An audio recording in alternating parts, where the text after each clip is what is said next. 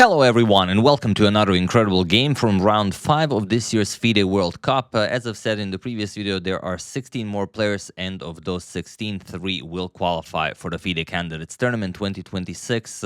Everyone wants to get in. You know, it's one of those tournaments that, of course, you want to win, but it's about getting the top 3. It's not the end of the world if you don't win, as, if you win the candidates, you might become a world champion. So this is Javokhir Sindarov versus Frederik Svane, and both of them have defeated some very, very strong names getting here. Javokhir Sindarov defeated Nikita Petrov, Nicolas Teodoru, and Yu Yangyi. And Frederik Svane, as he was not one of the top 50 seeds, he actually played 4 matches getting up to round 5. He faced international master Orlando Husbands, and he defeated Eris Gurel, then world champion Gukesh Domaraju, and then Shan Sargsyan. Now he faces Javokhir Sindarov. And, well, I mean, if you can take down the world classical champion, you know, the world is your oyster, as they say. Now, let's see what happens here. Pawn to e4 by Javokhir and pawn to e5. We have knight f3, knight to c6, and bishop to c4. We have knight to f6, the two knights defense against the Italian game, and the eternal question: will we see a knight g5? No, we won't. Pawn to d3, the standard modern bishop's opening. A couple of games ago, we had pawn to d4, which was also very exciting, but still. We get pawn to d3. Okay, bishop to c5. We go into the standard Giuoco Pianissimo. Pawn to c3. We have castles, and pawn to d6. A bit more common is pawn to d5, but pawn to d6 here. Pawn to b4. It's about time it gets played. b6. Bishop to b6. We have pawn to a4, pawn to a5, and pawn to b5. Knight e7 and knight b to d2. All been played before, thousands of games in the database, so nothing really new being explored here. Knight g6. d4 is one of the most common moves. Bishop to b3 also, I think, is the most popular here. Here we have pawn to d4, bishop to g4, and queen to c2. Nicely unpinning as your knight is defending the knight on f3, queen to d7, and the rook to e1. And here already we reach a very exciting moment, because this position has been reached before, even in some really elite top-level games, like in last year in the C50 Cup. Fabiano Caruana had this against Alireza Firouzja. I don't know if you've seen it. If you haven't, first link in the description below. I made a video on it. Alireza defeated Fabiano Caruana. He played rook 8 to e8. He played rook f to e8. Rook f to e8 is the move that almost everyone plays here. And like I said, it has been reached a couple of times in top-level chess. Rook 8 to e8 is the top engine recommendation. Even though, you know, people knew that last year as well, rook f to e8 is the move that's being played here. So that's very interesting. But what's even more interesting is that Frederik takes 25 minutes for this next move. As you can see by the situation on the clocks, they're just blitzing it out. Javokhir hasn't even breached the hour 30 mark, and Frederik maybe 5 minutes getting this position. And now he burns so much time on this one move. But he doesn't go for the standard rook f to e8. He goes rook 8 to e8, and he is now down to an hour on the clock. Okay, the move, like I said, rook f to e8, Alireza defeated Caruana in that game. And there is also, with this particular setup, there is a game where bishop to b2 was played. It was played this year in the World Junior Championship. Mukhidin Madaminov played it against Vedant Nagarkate, and that game ended in a draw. But here we have bishop to a3 instead of on b2, and it is now, as of move 14, that we have a completely new game. Okay. Knight to f4. Seems like black is planning some sort of an attack on the king side, so bishop to f1 makes perfect sense. You want to have that pawn nicely defended. Bishop captures on f3, and now knight captures on f3, followed by queen to g4. Okay, so it's not mate being threatened, but, having your queen on g4 can be somewhat annoying. So king to h1, unpinning from the g file, and now knight to h3. And the reason for this bold move is that... How do you continue? If we ask our good friend, and I'm sure you guys know which friend I'm referring to, the best way to play is queen h5, and then whatever white plays, let's say rook 81, g5. So, if you want to go all out, this is how you have to play. D captures on e5, even knight g4. And to me, it looks like white can just resign. But that's why, I'm not really good at chess. Also, f2 being threatened. Let's not forget about our good friend, the dark square bishop. But rook d2 seems to hold everything for white. If rook e6, trying to get the rook into the attack as well. Believe it or not, h3 really looks like a move you shouldn't be playing. But no, it's actually perfectly fine. And, very, very sharp. One small mistake can cost you the game, but it can be played. For example, here you can't just leave the knight on g4 and go rook to h6 because that loses the game for black. You have to play knight captures on e5. So there is quite a lot to calculate here. But yeah, this is one way to do it. Instead, we have knight to h3 by Frederik, and he's already down to 24 minutes on the clock, whereas Javokhir still has almost full time. And this is the first moment in the game where he actually spends some time, and he plays rook to e3. Of course, you're not touching that knight and allowing queen captures on f3. That's just silly. So rook to e3. Now the knight is defended, and you're actually threatening to capture the knight on h3. So it makes the knight h3 move maybe not so brilliant, as you've only improved white's position. White gets a rook up the board, and now he can bring the other rook into the game. But okay, the knight goes back, knight g5. We have pawn to h3, attacking the queen, and queen to h5. We have knight captures on g5, queen captures, and rook to d1. Now with ideas of maybe opening up the d file, maybe this rook can come to d3, or you can later on shift this rook over to e1 if you need both rooks on the e file. So, it's still very, very a dangerous position. We have queen to g6, putting pressure on that e4 pawn, making it difficult for white to move that rook from e3, as white would love to put it on d3, on f3, and g3. Those are all very nice squares for the rook. So bishop to d3, adding another defender, and knight to h5, eyeing that f4 square. So you have to do something about it. Pawn to g3. It does weaken your king's position, but preventing knight to f4 seems like something you really should do. We have rook to e7 and the bishop back to b2 now, claiming this diagonal. Rook f to e8, doubling up on the e file, and the rook d to e1. White does the same. And now, again, it's very hard to play this for black. I mean, there are so many things to consider. You'd really love to execute pawn to f5, but there's no way for you to ever do that with the queen-bishop battery here and, the pawn guarding f5. The other way to play is maybe c5, and then let's say we trade here en passant, but then queen b3, and the black's queen side might be a little bit loose. For example, rook b8, rook bishop back to a3. I mean, it looks interesting, to say the least.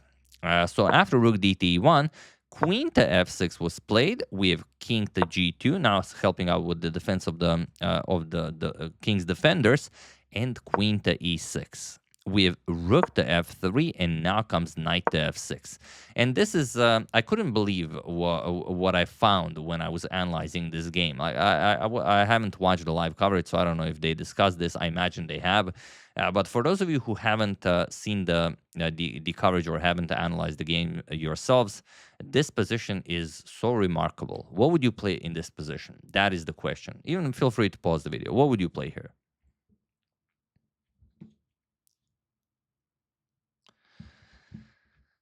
Believe it or not, the tricky move to find is d5.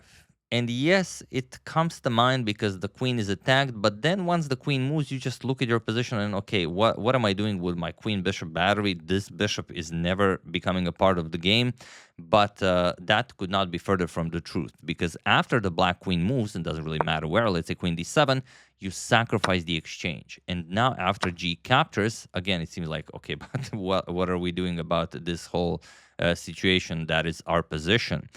You go queen d2. And again, doesn't look like much. Okay, king h8, you get the queen into the game. Queen h6, rook to g8, you capture on f6, rook g7, still doesn't look like much. But now all of a sudden, bishop e2, the bishops start coming alive. Let's say queen d8, trying to trade off the queens, bishop g4. Let's say rook e8, you offer a queen trade, white politely declines. And now after whatever, let's say rook e to g8, bishop c1. And now the bishop comes into the game as well. And this is not an easy position to play. This is, in fact, very, very dangerous. And objectively, this is winning for white. Black's position is just horrible.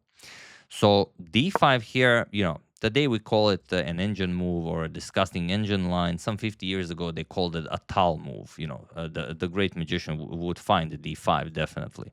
But here we have d captures on e5, we have knight to d7, and e captures on d6. We have queen captures on d6, and now rook to f4. The idea of maybe c4 to free up your bishop will be met with bishop to d4, and this is still playable for black. White is better here, but it is playable. Instead, rook to f4 was played. We have knight e5 and rook to d1. Nicely aligning the rook with the black queen. We have rook to d7 and bishop to e2. Attacking the queen, offering a trade of rooks, queen e7. We have rook captures, queen captures, and bishop to c1. Now trying to activate that bishop somehow. Queen to e6 and pawn to h4. Okay, we have knight g6 attacking the rook, which means that now the e4 pawn is coming off the board. Rook to f5 and queen captures on e4. We have queen captures and rook captures, and all of a sudden the position is equal, but only in terms of actually checking the engine evaluation. When you actually look at the position, okay, 6 pawns each, but it's the bishop pair against the bishop and knight, so, you know, it's very, very tricky to play. Plus, look at the time, 6 minutes versus 1 minute, 3 more moves to be made for time control to be reached. We have bishop f3, rook e5, rook to g5, and pawn to h6. Forcing a rook trade, rook captures, knight captures, and move 40 has been reached. We have bishop to e4. Capturing on b7 can be met with knight d3, and this is now somewhat annoying.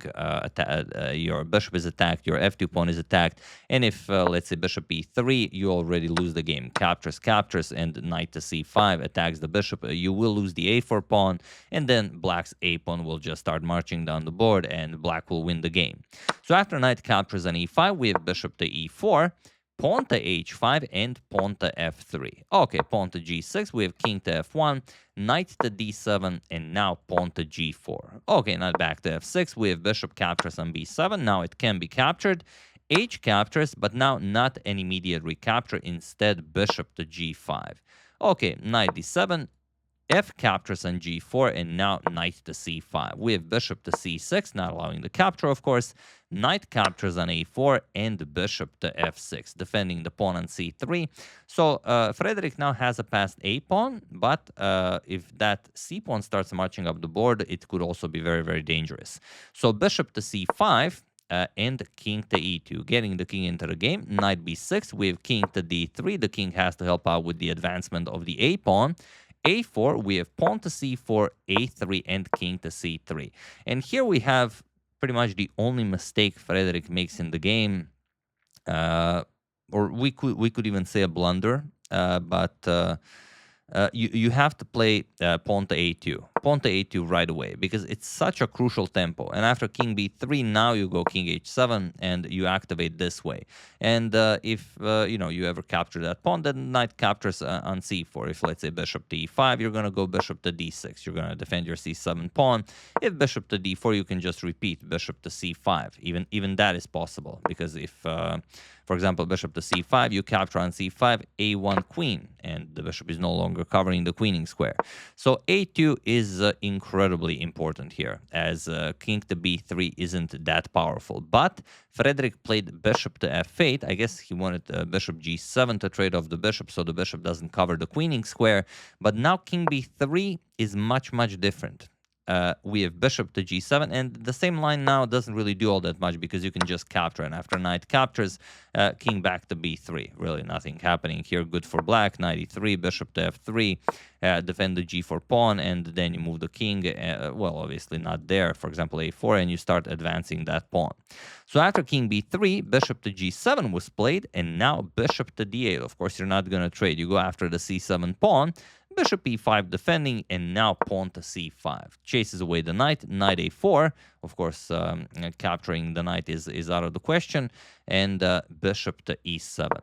Okay, we have king to g7, and now king captures on a3, knight to b2, and king to b3. We have pawn to f5, now creating a pass pawn on the king side as well.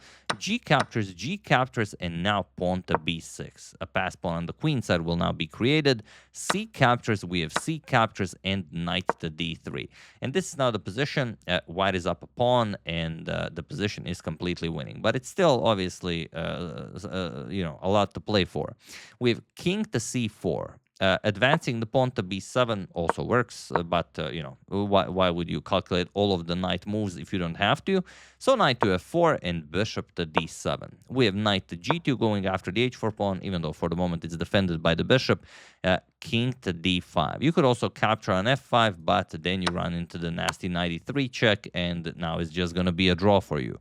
So after knight g2, king d5, you have to get that king away from any checks. Bishop to g3 with a double attack on the pawn, and bishop captures on f5. Knight captures on h4, bishop to e4, even trapping that knight on the edge of the board. We have knight g6, and of course you're not allowing it back in the game. Knight captures, bishop captures knight on g6, and he was in this position on move 68 that Frederik Svane resigned the game, as there is nothing more to be done here. So will Javokhir Sindarov be the one who eliminates the eliminator of the world champion? We'll see after the next one, as Frederik will have the white in the return game. But here you resign, as of course once you capture, yes, it's only a pawn difference, but the pawn queen's on a dark square. You have a dark square bishop, and your opponent's bishop will be completely useless. b7, now threatening bishop to d6 to cut off the bishop. Let's say you go bishop to b8. King to c6, and now after king f7, let's say attacking the bishop, bishop d6, you have to move away, bishop to a7. Now if the pawn queens, of course you sacrifice the bishop, and it's a draw by insufficient material, but just king b5. And after king to e6, you just play king a6, and that's it. There's no more squares for the bishop to keep an eye on the b8 square, and you just promote that pawn to a queen, or captures, and then you promote to a queen and checkmate the opponent in some 10 moves. So brilliant stuff by Javokhir, taking down Frederik Svane, the man who eliminated the world champion from the competition. But there's now the return game, and we'll see what happens in that one. So all of the other games ended in a draw. Game 2 will be, very, very interesting, as if you go for a win and you win it, no tiebreaks for you. You have a rest today, and then you go into round 6. But if not, if it's not going to be a crazy classical game that we can really enjoy, I'm really hoping to go into tie breaks. So that's the game. Really hope you guys enjoyed it. I would like to thank Yu Young, Max Anderson, Udo Brandt, Eddie Sphere, and David Gasparian for a contribution to my channel. Thank you a lot. I really appreciate it. As usual, you can check 2 of my previous videos here. Thank you for watching, and I will see you soon, continuing to check up on your wonderful suggestions, but mostly covering the FIDE World Cup until it finishes. So thank you all. I will see you soon, and have an excellent rest of your day. And if you still haven't, download Lotus Chess will be a link in the description below. Really prepare for every game the way it's intended to be prepared for. See you soon.